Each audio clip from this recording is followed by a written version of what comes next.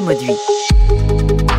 Lyon et la révolte des canuts. Mais dis donc, tu viens plus aux soirées. En 1928, le chansonnier et poète lyonnais Xavier Privat propose la chanson de Lyon, une petite plaquette préfacée par Paul Duvivier, lui aussi lyonnais, auteur d'un guide pratique de Lyon et de ses environs et fondateur du Tout Lyon, annuaire de la haute société de la région lyonnaise. Dans cette chanson de Lyon, Xavier Privat interpelle les ouvriers de la soie.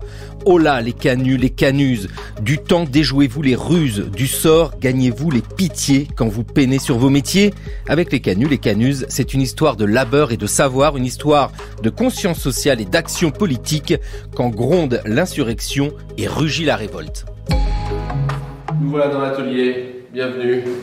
Là, les petits canuts.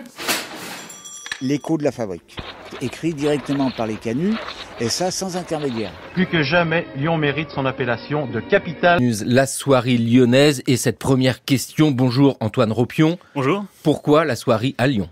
Pourquoi soirée à Lyon ? Alors, c'est une histoire qui est assez ancienne. Ça remonte au milieu du XVe siècle pour les premières implantations. Et il y a deux facteurs, à mon avis, qui expliquent l'arrivée de la soie à Lyon. D'abord, Lyon reste la porte de l'Italie, encore au XVe, XVIe siècle. Et effectivement, il y a beaucoup partie d'artisans italiens qui fuient l'Italie en raison de guerre civile, en raison aussi d'attractions que la couronne française veut bien leur donner, des privilèges qu'elle veut bien leur donner dans la ville de Lyon. Et ça n'explique quand même pas tout. Ce qui est vraiment le facteur déterminant, c'est aussi le très fort volontarisme, si on peut dire, de la monarchie française qui a besoin d'avoir accès à certains produits de luxe. Donc les soieries, ça fait partie du faste de la cour. En fait, la soierie, c'est un système, un secteur qui vit de la commande publique, si on peut dire. C'est vraiment les commandes de la monarchie, des grands nobles qui en font le succès.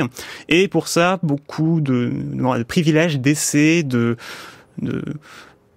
fondations, de manufactures vont être faites partout en France, dont à Lyon. Lyon, avec la volonté royale, tout de suite, on l'entend dans ce que vous nous dites. Bonjour Ludovic Frobert. Bonjour. Cette soirée lyonnaise, alors volonté royale, juste rappeler d'ailleurs, la soie elle-même n'est pas produite en Europe pendant des siècles et des millénaires. Il y a une arrivée de cette soie par importation dans un premier temps. Après, il y a production. On est à quel moment, quand on dit au XVIe siècle, que se développe la soierie lyonnaise ? C'est de la soie qui est produite en Europe, là ? Oui, principalement. Pour voir arriver les soieries, les véritables productions de la matière première de la soie, il faudra attendre un petit peu plus, un siècle ou deux supplémentaires, pour être véritablement en capacité finalement de, comme on dirait aujourd'hui, de verticaliser la production et de maîtriser toute la filière. Et c'est vrai que, et c'est ce que disait à l'instant Antoine Ropion, c'est quand même une volonté qui est une volonté politique qui s'exprime assez tôt, et en raison notamment de la richesse que représente la soie pour l'économie d'un royaume. Donc il va y avoir très rapidement la volonté d'intégrer l'intégralité de la filière. Ludovic Frobert, ça ne suffit pas d'ailleurs, une volonté royale, chef d'État qui décide de quelque chose, c'est bien, ça aide, ça encourage, mais ça ne suffit pas. Pourquoi Lyon est un site propice pour le développement de la soie ? Vous avez tout à fait raison. C'est un biais peut-être français d'aborder la question en parlant de volonté royale. Dans le cas de Lyon, il y a effectivement une volonté qui va s'exprimer par le haut et par le centre, mais il y a aussi toute une histoire liée à, je dirais, la personnalité de la cité. D'une cité qui s'est voulue très rapidement, relativement visible, autonome, européenne et autres. Et dans le cas de la soierie, ça s'exprime de façon tout à fait claire par l'appui que va accorder la municipalité à l'essor de la fabrique dans les murs de la ville.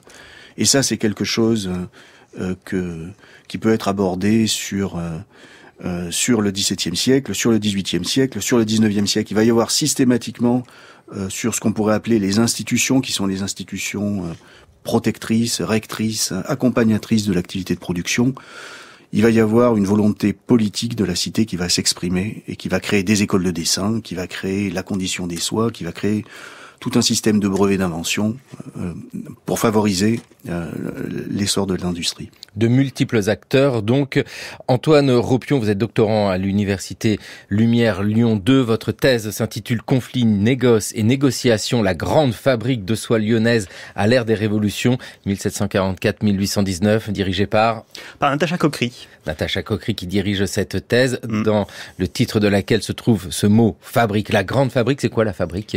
Alors la fabrique, c'est ce qu'on appelle... La fabrique, c'est l'ensemble des activités de production de soieries à Lyon. En tout cas, c'est comme ça qu'on peut le comprendre. Mais à l'époque, ce qu'on appelle surtout la grande fabrique, la fabrique elle-même, c'est simplement la corporation. Donc une institution qui est en quelque sorte une sorte d'association de travailleurs qui n'est pas vraiment un syndicat, mais plutôt quelque chose qui sert à surveiller, à faire en sorte que les règlements de fabrication qui sont mis en place soient bien respectés. C'est cette corporation-là des tisseurs, des marchands et fabricants de soieries qui prend ce nom. Avec Ludovic Frobert, vous êtes historien des idées économiques et des politiques, directeur de recherche au CNRS. Pas de lieu particulier pour la fabrique, contrairement à l'image que l'on pourrait avoir. La fabrique, ce serait un lieu qui s'appellerait la fabrique. C'est pas le cas à Lyon.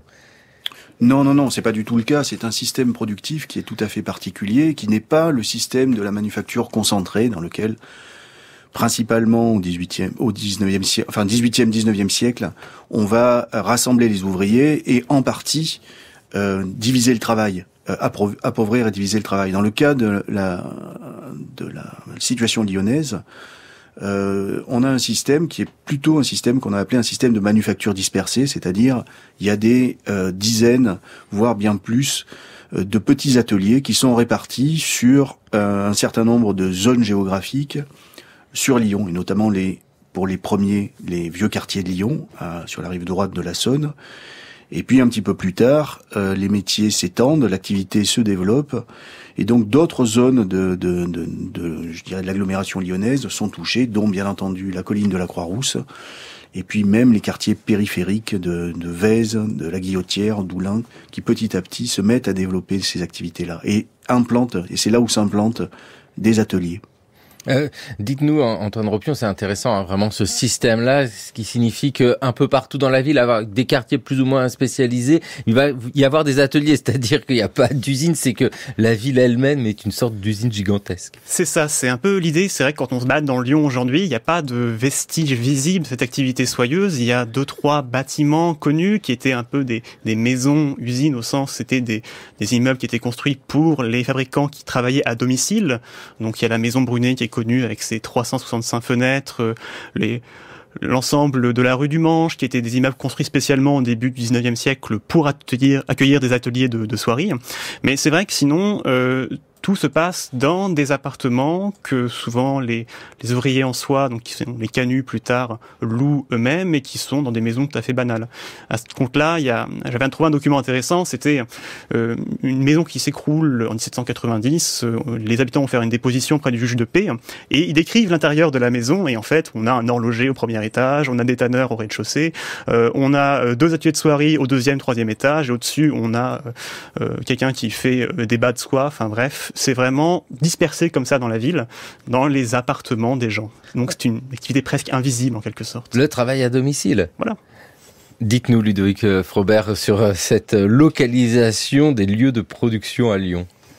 Oui, pour aller dans le sens de ce que vient de dire Antoine Ropion, une métaphore, simplement une métaphore qui est exprimée par un chef d'atelier en soierie, Prudhomme Tisseur, Pierre Charnier, dans les années 1830, et il compare le système de la fabrique, ou de la grande fabrique, et donc cette manufacture dispersée, il dit c'est comme un vaste jardin qu'occuperait tout un ensemble de jardiniers, tous exploitant une petite parcelle et produisant des fleurs ou des jolis produits dans chacune de ces différentes parcelles. Et je pense que c'est une manière aussi de présenter cette activité dans la mesure où il y a ces ateliers. Il y a eu souvent des descriptions qui étaient des descriptions assez terribles de la condition des canuts et descriptions qui ont une part de vérité, mais il y a aussi cet aspect et décrire finalement la manufacture dispersée, même dans les vues idéales, du canut Pierre Charnier comme un jardin, ça dit beaucoup de choses sur ce que représentait aux yeux de ces tisseurs, aux yeux de ces artisans, leurs activités. Eh bien, nous partons visiter un de ces ateliers. Nous voilà dans l'atelier, bienvenue. Là, vous avez entendu la cloche sonner, c'est pour me prévenir que j'ai un changement dans les couleurs. Chaque canut a son métier et son ouvrage.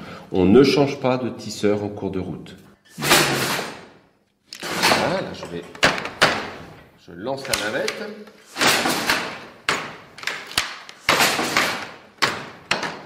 Donc quand on lâche la pédale, tous les fils tombent. Puis quand on appuie, d'autres fils se lèvent et on passe d'autres couleurs. Donc le biste en claque, c'est le fameux bruit que faisaient les métiers à tisser. Et d'ailleurs, c'est le nom que certains canuts donnaient à leur métier, le biste en claque.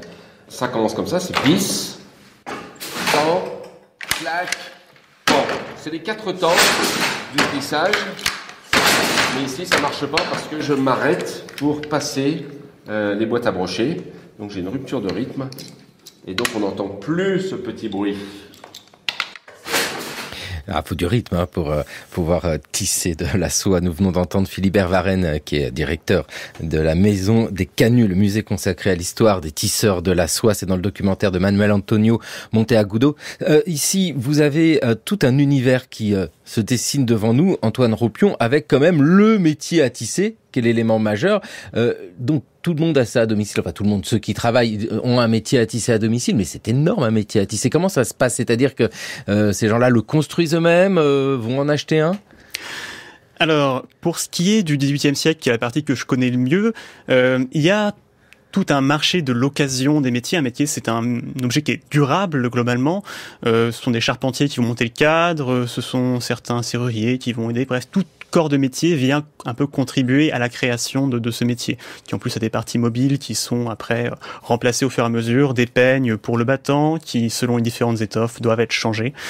Et effectivement, ça prend beaucoup de place dans l'atelier. Les ateliers sont assez grands en général, mais il vient se voir que ce sont des domiciles où tout n'est qu'une pièce, on vit avec le métier, on mange à côté.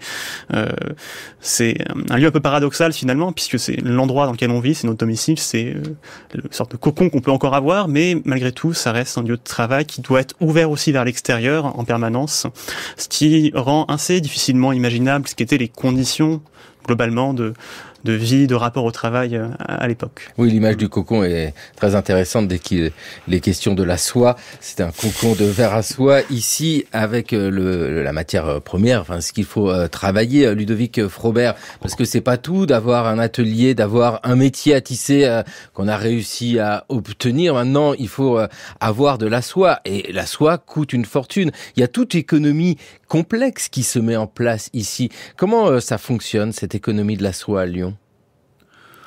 Alors, on évoquait tout à l'heure le système de la manufacture dispersée. Il y a plusieurs types d'acteurs, mais alors il y a une multitude d'acteurs dans la fabrique de soieries et dans cette économie d'atelier. Mais principalement, on pourrait considérer qu'il y a 4 acteurs principaux. Le premier, ce sont des très grands négociants qui ont vraiment les yeux tournés vers le marché national et même le marché international dès le XVIIIe siècle. Et donc qui non seulement prospectent la mode, mais la créent, la produisent. C'est ce qu'on dira plus tard, c'est presque une filière inversée.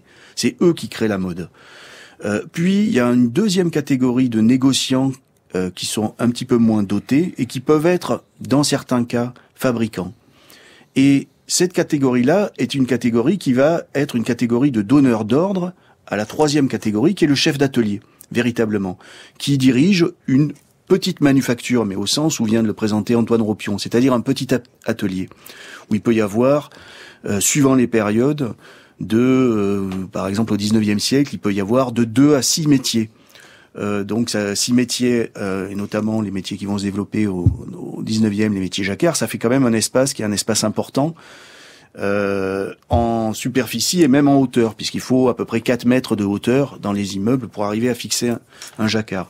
Donc voilà la troisième catégorie qui, elle, est donc en contact avec les négociants qui vont donner des ordres de production pour tel ou tel type de tissu, et il y a une multitude de tissus. Et puis la quatrième catégorie, qui est parfois associée au chef d'atelier, travaille avec le chef d'atelier à l'intérieur des petits ateliers en soierie et a le statut de compagnon ou le statut très important d'apprenti. Parce que, comme le disait Antoine tout à l'heure, c'est une profession qui, en raison de l'exigence de qualité qui amène la richesse, nécessite véritablement des apprentissages, nécessite des réglementations, et des réglementations très fortes sur l'apprentissage qui durent très longtemps dans la soierie. Donc dans le cadre de ces petits ateliers, il y a énormément d'intervenants, du chef d'atelier à son épouse qui peut être elle-même chef d'atelier, parce qu'il y a des règlements qui font que les femmes peuvent être chefs d'atelier pendant longtemps dans la fabrique de Lyon. Et puis à côté d'eux, il y a souvent 2 compagnons ou 3 compagnons qui peuvent d'ailleurs vivre eux aussi dans l'atelier et dormir dans l'atelier. Et puis il y a les apprentis. Donc voilà ce qu'est une petite manufacture, ces petites manufactures dont on parle, qui sont les ateliers. Mais la relation centrale dans la manufacture dispersée, c'est la relation entre le négociant et le chef d'atelier. Ludovic Frobert, c'est-à-dire que ce négociant lance la mode, et c'est très intéressant de voir cette démarche-là, il a besoin de tel type de tissu avec tel motif, peu importe. C'est lui qui va fournir la soie et qui va commander à tel atelier, fabriquez-moi ça. Ou, pour le dire autrement, c'est-à-dire que celui qui va fabriquer n'est pas obligé d'avancer l'argent pour acheter cette soie. La soie est fournie et un autre élément important, c'est que pendant toute cette période, le chef d'atelier est propriétaire, quasi intégralement, de ses instruments de production. Ça, c'est un élément qui est très très important. Et quant au rôle des négociants, il faut bien insister sur le fait que, en particulier pour les grands négociants, le fait en quelque sorte, d'enquêter sur la mode et le fait de produire la mode était véritablement une nécessité, parce que l'un des enjeux au cours des siècles, et ça Antoine Ropion pourra en parler certainement bien mieux que moi, mais un des enjeux à un moment pour la fabrique va être le suivant: lorsque les commandes royales et en quelque sorte les commandes centrales s'arrêtent, comment demeurer leader en quelque sorte sur le marché de la soie?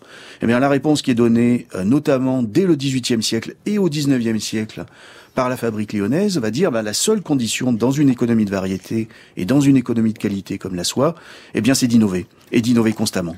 L'innovation, parce que après cette période, la Renaissance, François Ier, les commandes royales, ça continue au XVIIe siècle. Il y a une période où les commandes venues du chef de l'État, c'est-à-dire le roi, ont tendance à diminuer. Et là, Antoine Ropion, il y a besoin d'inventer quelque chose de nouveau. Alors, l'invention n'attend pas la fin des commandes royales, et les commandes royales aussi ne sont pas l'unique débouché tout de même de la fabrique. C'est une industrie qui travaille beaucoup pour l'exportation en vérité. Le marché intérieur et notamment la cour n'absorbe qu'à peu près 50% de la production. Le reste part notamment en Allemagne pour aller après vers la Russie, vers l'Angleterre, l'Italie, l'Espagne. Et le besoin d'invention se fait sentir, alors en partie pour à un moment donné combler les pertes causées par la Révolution. Peut-être qu'on en reparlera après celle-ci. Donc notamment l'invention du métier jacquard, ça a avant tout trait à ça. C'est un métier qui permet de réduire la main-d'œuvre nécessaire pour faire marcher un métier. Mais auparavant, l'invention se met en place de manière un peu, si je puis dire, organique, avant tout pour essayer de gagner des petits gains de productivité, faire en sorte que le métier soit bien pénible. Il y a beaucoup d'ouvriers eux-mêmes qui sont des inventeurs. Il y a tout un ensemble de dispositions, de fonds qui sont mis à disposition pour financer ces inventions également. Par exemple, pour les ouvriers inventeurs, on fait en sorte que l'on puisse récupérer pour eux une partie du produit de la douane sur les soies afin de financer leur invention.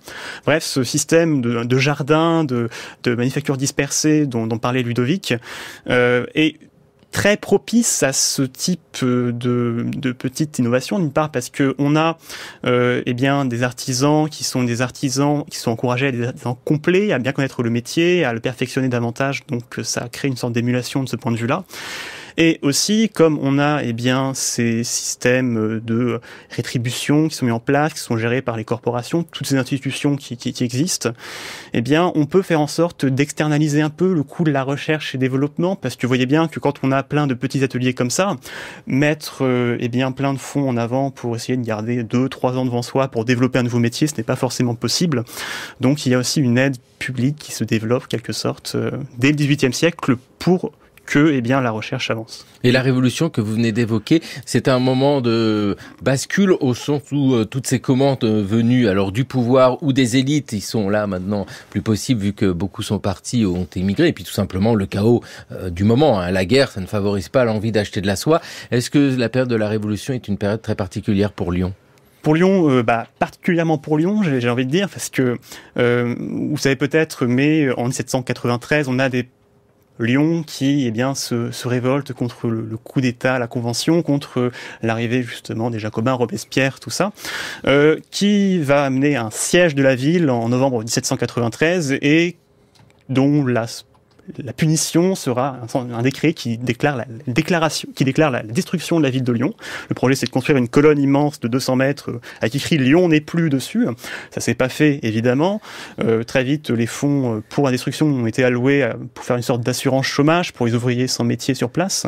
Mais il reste que la ville a quand même beaucoup souffert, son commerce a beaucoup souffert, et la production chute énormément, la population baisse énormément. On a à peu près 140 000 habitants à Lyon en 1789 peut-être, et il y en a 88 000 au début du consulat de Napoléon. Et ce sont beaucoup justement d'ouvriers qui sont partis parce qu'il n'y avait plus de production, plus de débouchés, et plus les conditions nécessaires simplement pour que la soie à la fois se tisse et se vende. Et puis, cette période-là de la Révolution française ne stoppe pas l'envie d'innover de la part des maîtres fabricants. Ils continuent quand même à bidouiller leur métier à tisser, et notamment un dont le nom est resté célèbre, Jacquard. Les métiers à main, les métiers mécaniques transmettent leur trépidation aux rues du quartier, où les martèlements sourds des battants et le cliquetis régulier des mécaniques Jacquard forment une toile de fond et qui vous emplit l'oreille et devient vite familière. Approchons. Lentement, il travaille. Tandis que de son pied droit, il abaisse la pédale, de sa main droite, il tire une cordelette qui lance la navette munie de la canette qui glisse alors rapidement sur la verguette du battant que pousse ou retient la main gauche. C'est les petits canuts qui se la coulent douce.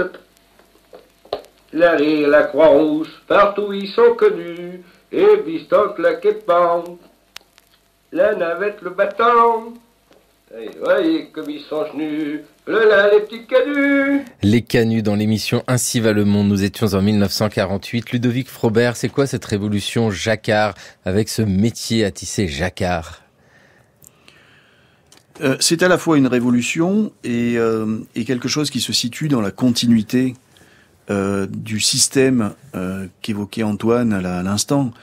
Le fait que cette fabrique ou cette grande fabrique lyonnaise au XVIIIe siècle ne pouvait survivre et continuer à se dépasser qu'à travers l'innovation a fait qu'un certain nombre d'institutions ont aidé aux petites innovations qui faisait évoluer le métier ou le dessin tout au long du XVIIIe siècle.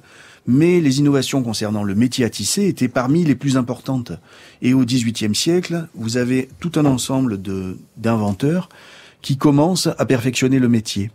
Ça se concrétise au tout début du XIXe siècle avec le métier Jacquard, qui va utiliser les cartes perforées, qui va permettre surtout de combler un des problèmes majeurs de la fabrique, qui est le problème du manque de main-d'œuvre, puisque le métier Jacquard permettait d'économiser en grande partie la main-d'œuvre et d'augmenter les rendements. Et le métier Jacquard se développe, donc est mis au point, semble-t-il, par Jacquard, ou en partie par Jacquard, mais il y a toute une légende de Jacquard qui draine d'ailleurs tout un ensemble de considérations qui sont des considérations politiques et sociales.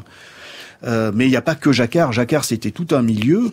Et avant Jacquard, il y a un certain nombre d'inventeurs qui mettent au point une partie du métier. Et après Jacquard, c'est véritablement des inventeurs, d'autres inventeurs qui vont finaliser l'invention. Ce qui est sûr, c'est que ça change en grande partie l'industrie de la soie à Lyon au tout début du XIXe siècle, tout simplement parce que il y a une dizaine ou une quinzaine de Jacquard en 1810, et puis il y en a 1000 fois plus une dizaine d'années plus tard.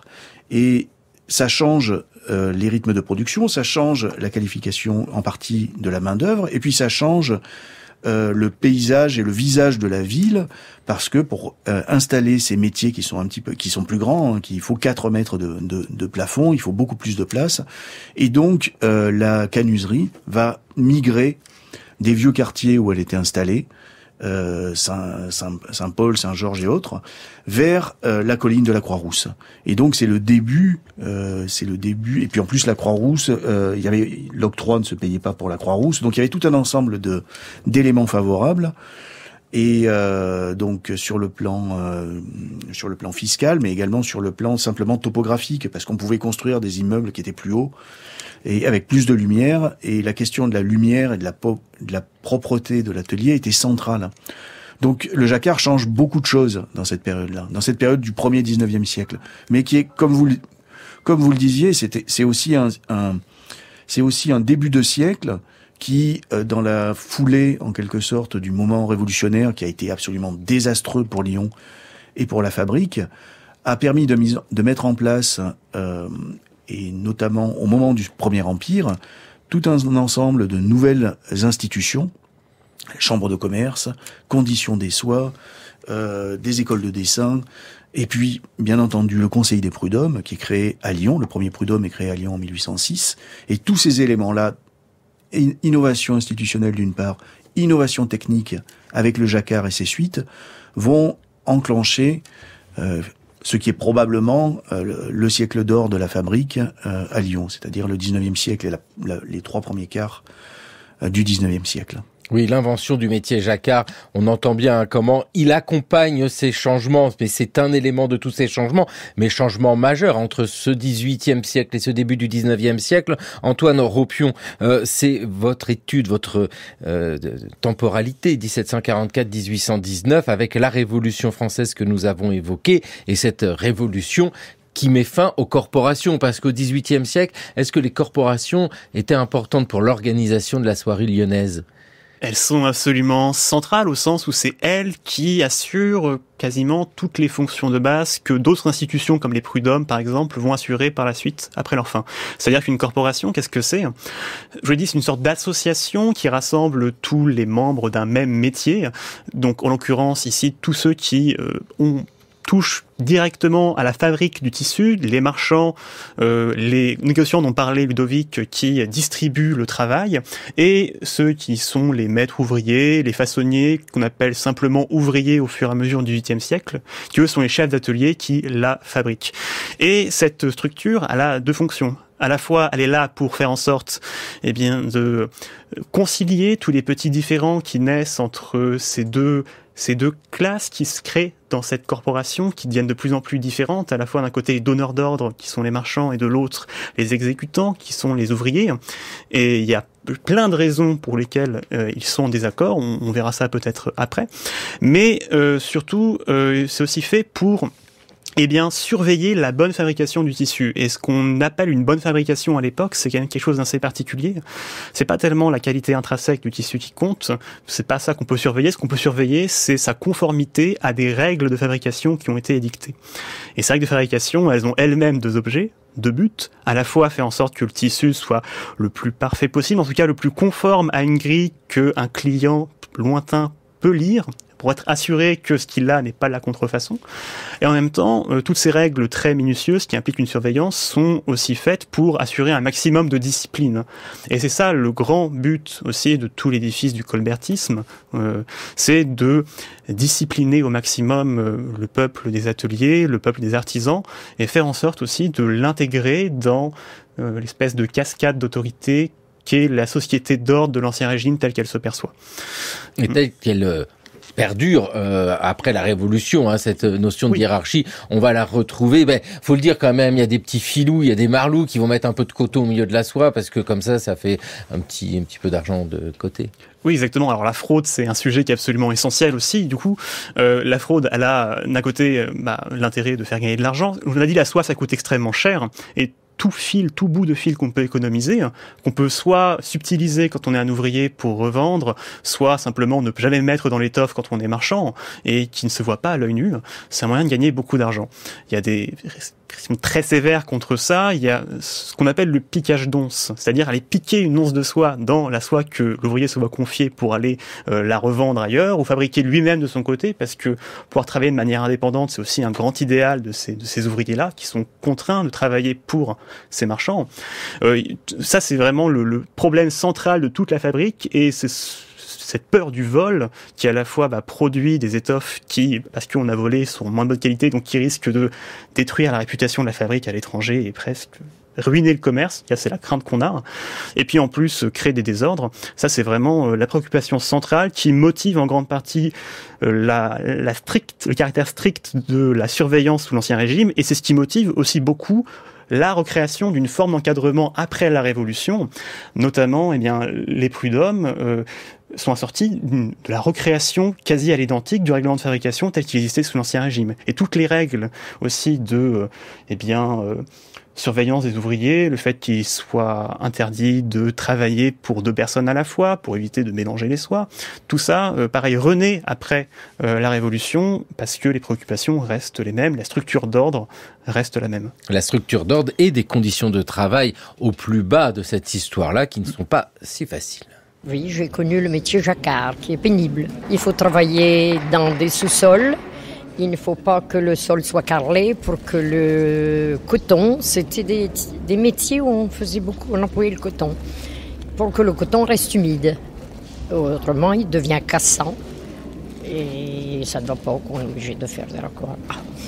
C'est de la terre battue, oui. Alors c'était très malsain à cause de la poussière des fils. Et puis l'humidité, beaucoup de personnes âgées finissaient asthmatiques, tuberculeux, oui. Je me souviens très bien, j'allais les voir lorsque je sortais de la classe dans les sous-sols. Il y avait quelquefois de l'eau, s'il avait beaucoup plu, il y avait des flaques d'eau. Ouais. Alors ils s'éclairaient avec des lampes à pétrole, vous voyez, quelquefois ils posaient une bougie sur le bout du métier. En hiver, vous savez, ils soufflaient dans leurs doigts, on les voyait, il n'était pas question qu'ils aient du feu, parce qu'il fallait de l'humidité. Madame Renaud qui évoquait ses souvenirs à Lyon, nous étions en 1971. Ludovic Frobert, vous êtes l'auteur d'un ouvrage intitulé Les canuts ou la démocratie turbulente, Lyon 1831-1834, édité aux éditions Libelle et réédité chez Talandier.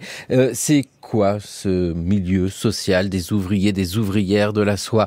Là, on entend un témoignage assez sombre. C'est très dur d'être ouvrier de la soie?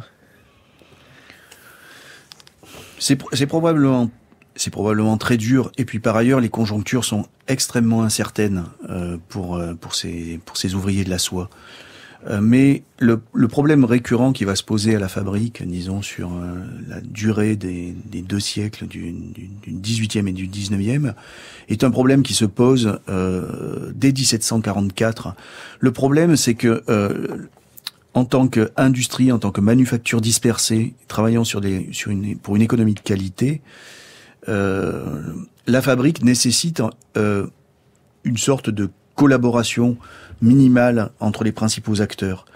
Et cette collaboration est en partie trahie et brisée par un certain nombre de règlements qui interviennent dès 1744 et qui vont creuser les inégalités de richesse et surtout de pouvoir entre, pour le dire rapidement, la classe des négociants et la classe des chefs d'atelier. Et le point principal sur lequel va se creuser tout ça, c'est la question de la vente et de l'autorisation de la vente. Au moment de la création de la corporation, d'abord il est possible de passer d'une classe à l'autre assez facilement, d'une part, et puis il n'y a pas de différenciation essentielle des activités de production et de vente. Or, le règlement de 1744 ne va autoriser la vente qu'aux négociants. Et les chefs d'atelier doivent, à partir de ce moment-là, et principalement, enfin presque exclusivement, travailler pour les négociants. Bon, c'est un système qui peut fonctionner. Alors d'abord, ça crée une situation d'asymétrie, une situation de domination qui va exister et qui va être l'histoire de la fabrique sur le siècle suivant, surtout le siècle et demi suivant. Ça peut exister, un système de ce type-là, mais si un certain nombre d'éléments relatifs aux inégalités de richesse et aux inégalités de pouvoir ne se creusent pas trop. Or, dans certaines périodes, ces inégalités vont se creuser jusqu'à la rupture. Tout à l'heure, Antoine parlait de l'épisode révolutionnaire à Lyon. La révolution à Lyon est précédée d'une deuxième insurrection, qui est une insurrection importante, en 1786, où la revendication des tisseurs, à ce moment-là, pose principalement sur les tarifs, c'est-à-dire de demander qu'il y ait un minimum des prix donnés pour toutes les catégories d'étoffes tissées. Et donc là se crée de nouveau un point de tension. Et l'inégalité de position qui s'est créée entre les négociants et les chefs d'atelier joue à ce moment-là. Ce qui fait que l'épisode révolutionnaire à Lyon est marqué aussi, est teinté de ce conflit social-là. Et ce conflit se repose au lendemain de la Révolution française, dans un contexte différent, où il y a effectivement la Révolution et les valeurs qui ont été portées par la Révolution, même si elles ne sont pas totalement appliquées, mais qui ont changé le paysage. Et c'est pour cette raison-là qu'on recrée un endroit pour que les acteurs de la fabrique puissent discuter et régler non pas leurs conflits, mais leurs différends, qui sont des conflits, mais des conflits de type divisible. Bon, donc des conflits qui sont négociables. Et l'un des grands enjeux au XIXe siècle va être de savoir si on creuse les asymétries de pouvoir, et dans ce cas-là, les prud'hommes ne servent pas à grand-chose. Si on creuse de nouveau les asymétries de pouvoir entre négociants et chefs d'atelier, ou si on met en place tout un ensemble d'éléments qui permettent, au contraire, de les réduire. Et ça, vous avez une histoire en accéléré de ce qui va se passer à Lyon, au lendemain de la Révolution, en 1831, 1834, et puis un petit peu plus tard, au moment de 1848. Avec cette révolte des canuts qui est restée dans les mémoires, voici la complainte des canuts. Créée en 1894 par Aristide Bruant.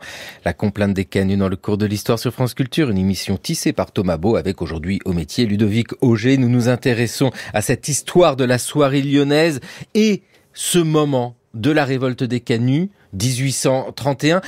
Antoine Ropion, faut peut-être quand même rappeler et souligner que ce n'est pas le premier moment où les canuts se mettent en colère. Effectivement, alors il faut rappeler deux choses peut-être, c'est que effectivement au XVIIIe siècle il y a des épisodes violents de révolte qui ont une forme très similaire à ce qui se passe au XIXe siècle, notamment en 1744 et en 1786 Ludovic l'a évoqué. Et rappelez aussi que ces épisodes violents sont en fait des épiphénomènes qui sont préparés en amont, qui se greffent sur tout un ensemble de conflits plus larvés ou plus silencieux, qui peuvent prendre la forme de procès notamment. Tout ça pour dire que on a des conflits qui ne sont pas si différents en nature au XVIIIe siècle. Alors, pas si différents parce que ce qui est le nerf de la guerre, ce qui est le casus belli principal, reste le même, à savoir cette asymétrie que Ludovic a évoquée entre, d'un côté, les patrons de la soie, les manufacturiers, les fabricants, les négociants, et de l'autre, les chefs d'atelier, les ouvriers, qui réclament à chaque fois, de combler un peu cette espèce d'écart qui se creuse de plus en plus. En fait, la grande différence entre ce qui se passe au XVIIIe siècle et le XIXe, c'est la manière dont on perçoit ce décalage et ce qu'on propose pour essayer de le régler. Au XIXe siècle, on va le voir, il y a tout un projet politique qui est derrière. Il est déjà présent au XVIIIe siècle, mais il est un peu différent. Au XVIIIe siècle, ce qu'on revendique surtout, c'est le retour à une espèce d'idéal du corporatisme promu par le droit, à savoir l'égalité entre les maîtres, puisque c'est ça une particularité lyonnaise, c'est qu'il y a plein d'industries comme ça au XVIIIe siècle où on a justement des marchands qui distribuent du travail à des ouvriers. Ça ne pose pas trop de problèmes. À Lyon, c'est difficilement acceptable parce que, en théorie, ces marchands et ces ouvriers ont le même statut de maître de la même corporation. Et là, on vient créer une différence dans le droit même, puisque cette structure, cette classe des marchands a été ossifiée dans le droit, qui est inacceptable. Et en 1744, la première révolte, elle est liée à ça, c'est qu'on se révolte contre le nouveau règlement qui fixe cette classe des marchands dans lequel l'ouvrier ne peut plus monter sans payer un droit prohibitif.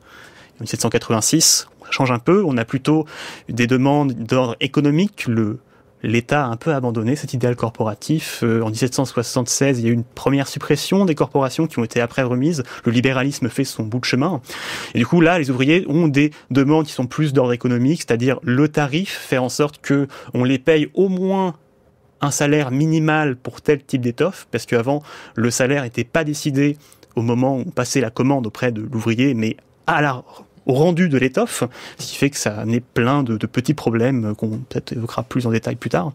Mais voilà, on a une évolution du projet et qui devient au 19e siècle ce qu'il va être. Oui, on comprend pourquoi ça peut faire des petits problèmes quand on est payé, quand on livre l'étoffe, parce que ça veut dire qu'on a travaillé, on ne sait pas combien on va être payé. C'est insupportable, ce système-là. Ludovic Frobert, 1831, cette révolte des canuts. Les canuts ou la démocratie turbulente, 1831, c'est la monarchie de Juillet, le roi Louis-Philippe est au pouvoir. Pourquoi les canuts, à ce moment-là, se révoltent-ils ? Bien, on considère qu'ils se révoltent pour les raisons de fond qui ont été évoquées, qui était ce creusement constant des inégalités de pouvoir et de richesse entre finalement des maîtres qui étaient maîtres ouvriers d'un côté, maîtres fabricants de l'autre. Ça, c'est la première raison. Et puis il y a d'autres raisons qui sont des raisons peut-être plus liées à la conjoncture de 1830. Et qui vont expliquer que là, on a une véritable explosion sociale qui va conduire à la capture de la ville par les ouvriers pendant une semaine à la fin du mois de novembre 1831.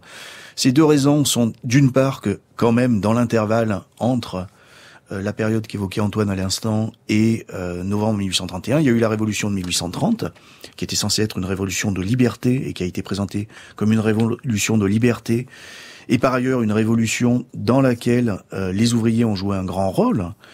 Donc on ne comprend pas en 1831 que de nouveau les mêmes problèmes puissent se poser.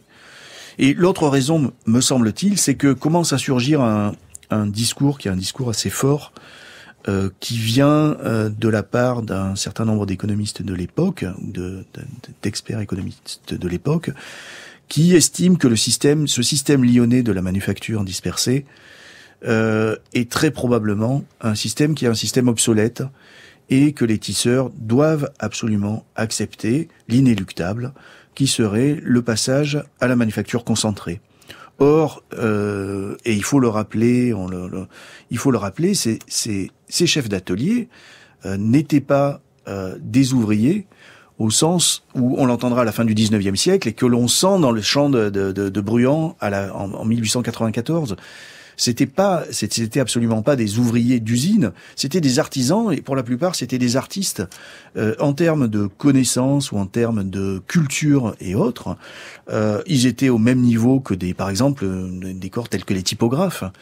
Donc, par rapport à ces discours qui sont avancés à ce moment-là, il y a un refus.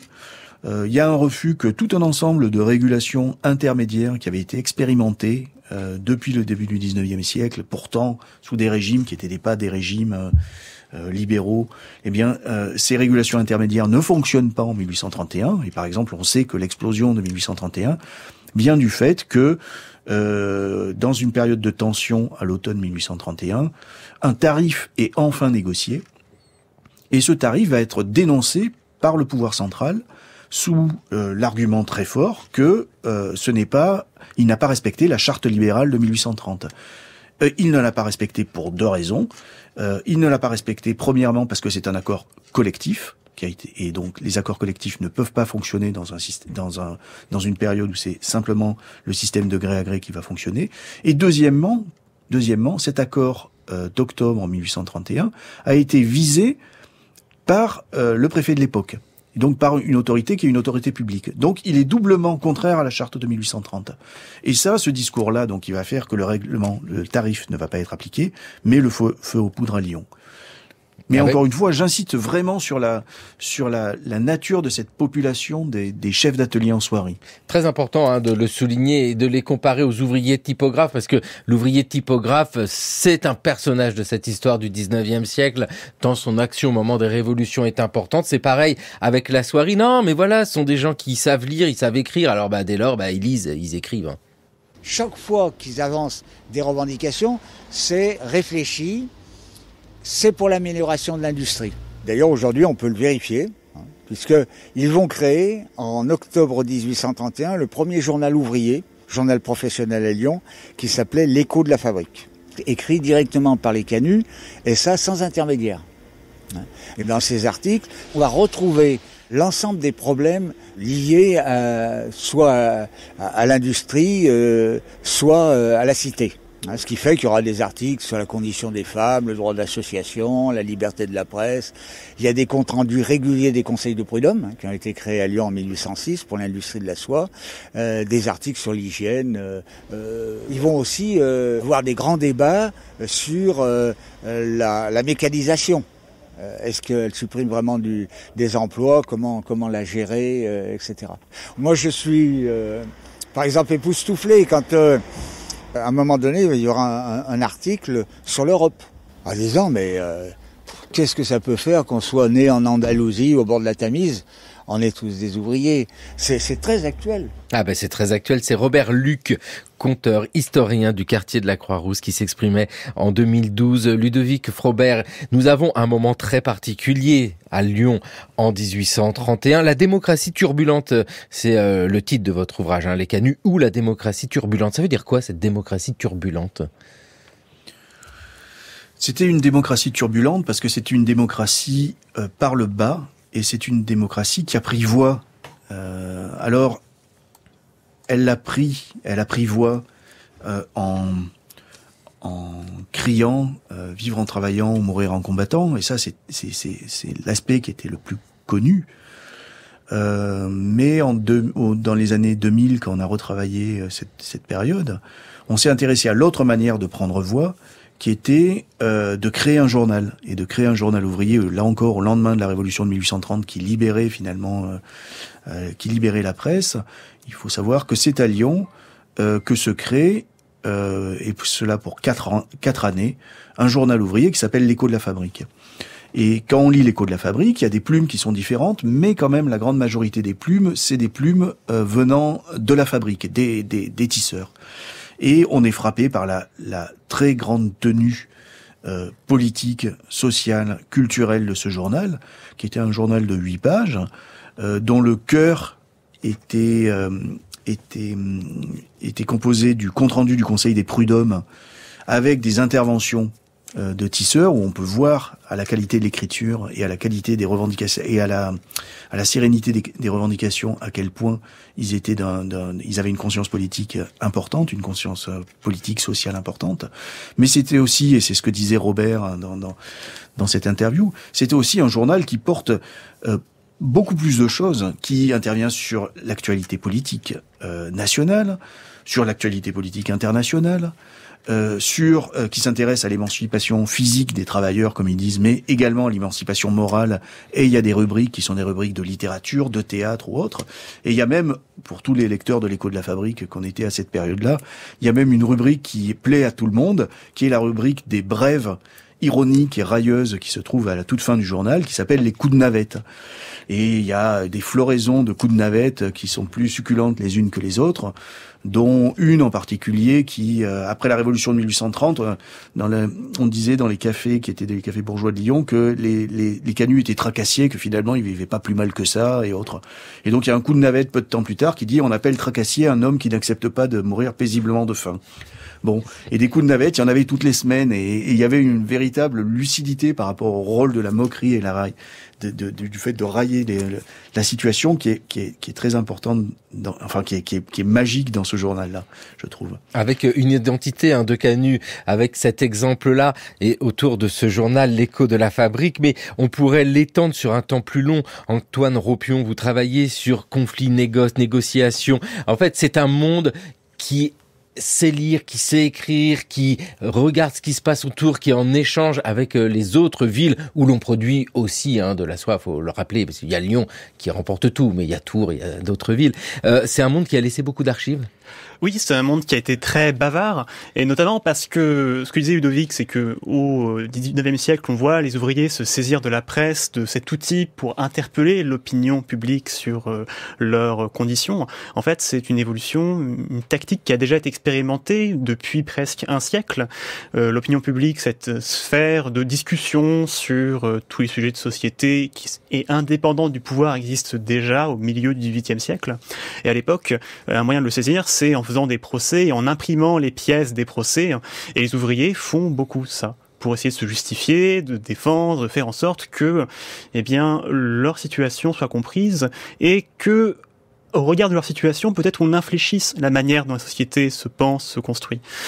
Et de ce point de vue-là, effectivement, on a déjà justement, une sorte d'opinion, une presse ouvrière, si on peut dire. En tout cas, beaucoup de discours qui sont produits et qui nous renseignent énormément sur la manière dont, avec l'aide des fois d'avocats, avec l'aide de gens d'autres milieux, ces ouvriers qui étaient assez lettrés, sont parvenus à promouvoir, créer une vision de leur travail absolument originale. Ce qui pose problème au pouvoir. Ludovic Frobert, ce qui se passe en 1831 à Lyon, on peut parler d'une commune lyonnaise en 1831 ? En 1831, c'est peut-être difficile d'en parler. La révolte de 1834 est plus intéressante, par certains côtés, est plus intéressante dans cette perspective, parce que dans l'intervalle entre 1831 et 1834, il y a le mouvement républicain qui renaît. Les sociétés telles que la Société des droits de l'homme se développent, s'implantent à Lyon. C'est pas simplement les républicains, c'est aussi les premiers socialistes. Je rappelle quand même que le terme socialisme est plus ou moins inventé par Pierre Leroux autour de 1834. Donc il y a tout un ensemble de courants proto-socialistes, saint-simoniens, fourriéristes, et d'autres encore qui s'implantent à Lyon entre 1831 et 1834. Et donc lorsqu'il y a la deuxième révolte en 1834, il y a une connexion qui se fait entre ces vieilles revendications sociales qu'on évoque avec Antoine et le mouvement politique et le mouvement politique contestataire de l'époque. Et écrasé dans le sang, malgré tout. Ça, c'est vraiment quelque chose qui a fortement marqué les esprits. Ces révoltes des canuts sont écrasées dans le sang. Oui, tout à fait. Mais ceci dit, ça ressurgit après en 1840 et jusqu'à la Révolution de 1848. Il y a toute une histoire qui se répète encore au début des années 1840. On peut pas faire taire les canuts, mais c'est ce monde ouvrier qui est particulier, faut le dire. On parle de cette période de l'industrialisation, mais on a un monde particulier qui est celui de la soierie à Lyon, avec ce que vous venez de nous raconter, qui est à la fois cette histoire politique, économique, sociale, en écho à ce que vous venez de dire, Ludovic Frobert, sur Pierre Leroux, celui qui porte ce mot de socialisme. Il y a votre ouvrage, quelques lignes d'utopie, Pierre Leroux et la communauté des imprimeux, publié chez Agone, et puis bien sûr les canuts ou la démocratie turbulente, Lyon 1831-1834. Et puis merci aussi à vous, Antoine Ropion, avec ce conflit, ce négoce et cette négociation. Il y a largement de quoi étudier et de thèses à terminer. Ça donne envie de la lire. Merci beaucoup à tous les deux. Il est temps pour nous de retrouver Gérard Noiriel. C'est le pourquoi du comment.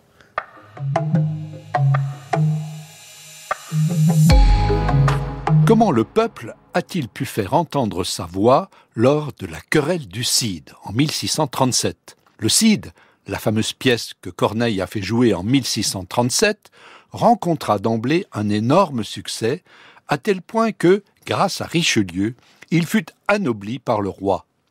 Mais la pièce fut rapidement l'objet d'une polémique principalement orchestrée par Georges de Scudéry. Ce dernier reprocha à Corneille de ne pas avoir respecté les règles du théâtre classique, notamment celle des 3 unités de temps, de lieu, d'action, préconisées en 1630 à la demande de Richelieu.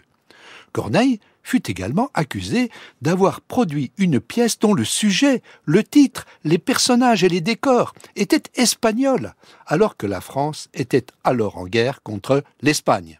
Dans une épître en vers, intitulée « Excuses à Ariste », Corneille justifia son œuvre en disant « Je ne dois qu'à moi seul toute ma renommée. » Et plus loin, « Je sais ce que je vaux et crois ce qu'on m'en dit. » Aujourd'hui, cette façon brutale de s'auto-proclamer comme un génie susciterait sans doute l'ironie du monde des lettres. Mais à l'époque de Corneille, ces propos furent jugés scandaleux. Scudéry l'accusa d'avoir oublié qu'il n'est de gloire qu'autorisée et d'autorité que publique. Pour comprendre le caractère iconoclaste des propos de Corneille, il faut rappeler qu'à l'époque de la monarchie absolue, les particuliers étaient exclus du débat politique. Mais au XVIIe siècle, un nouvel espace public a commencé à se former, donnant la possibilité aux artistes d'accéder à une forme de représentation publique qui leur était refusée auparavant. Le déplacement du discours politique vers la fiction a produit des analogies reliant la scène théâtrale et la scène politique. Les artistes ont pu alors inventer de nouvelles représentations d'eux-mêmes. C'est dans cette perspective qu'il faut situer les propos de Corneille dans son Excuse à Ariste. Comme l'a montré Hélène Martin dans son livre sur le public et la littérature au XVIIe siècle, en faisant du public le juge suprême de son génie, Corneille opposa aux règles qui régnaient alors au sein du monde des lettres une nouvelle autorité, celle des spectateurs ayant vu sa pièce. Alors que pour Scudéry, le fait que ce spectacle ait plu au peuple prouvait qu'il s'agissait d'un monstre de représentation aussi irrégulier que le peuple est déréglé. Cette polémique rencontra un écho au-delà des cercles académiques, à tel point que des libelles anonymes se réclamant du peuple circulèrent pour dénoncer le mépris des élites pour le vulgaire. Inquiet du caractère politique que prenait la querelle, Richelieu demanda à l'Académie française, qu'il avait fondée en 1635, d'intervenir pour y mettre fin. Les académiciens saisirent l'occasion qui leur était offerte pour s'imposer comme un corps composé de savants de métier, seuls accrédités pour dire le vrai en matière d'art dramatique et de littérature. Alors que la polémique avait mis aux prises les acteurs de la République des lettres, les spectateurs et le peuple, c'est l'Académie qui eut le dernier mot.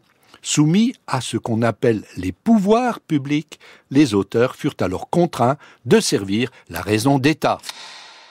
Merci Gérard Noiriel, c'était le cours de l'histoire sur France Culture, une émission préparée par les canuses de la radio, Jeanne Delecroix, Toscane Dudès, Jeanne Copper, Raphaël Laloum et Maïwen Guizou.